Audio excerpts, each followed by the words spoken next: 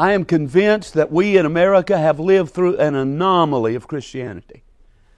We've had about 150, 200 years here of a strange kind of Christianity. It's the kind that gets up on Sunday morning and goes to church, and we sit there and listen to the preacher preach, and we call each other brother and sister and shake hands with one another and hug necks and go home and watch the football game and eat a big dinner.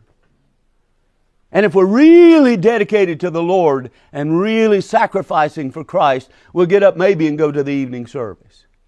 And then if we're absolute fanatics, we show up on Wednesday night, pray. And then the rest of the week, nothing in our life relates to what happened down at the church house. You see Brother George over at the church house, and when you see him down on the job, he's just, hey, George. But he's Brother George over at the church house. We have lived through that age, but I'm telling you, we're coming out of that age. We're coming out of that age in the world, and we're coming out of that age in America. And things are changing more quickly than you can imagine. Jeremiah, I think it was, asked some people. He said, if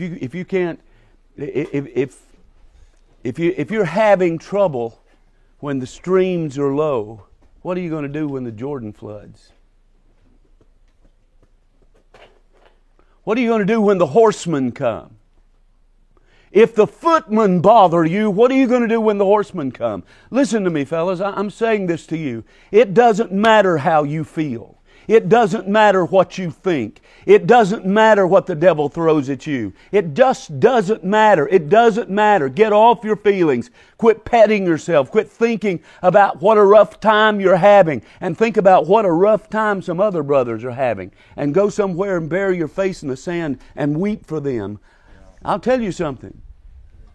If we get our minds off ourselves and get our minds on our brothers and sisters, and especially our minds in worship on the Lord Jesus Christ, a whole lot of problems that we're having would be gone. They'd be gone. I'm talking about personal problems that we have in our lives.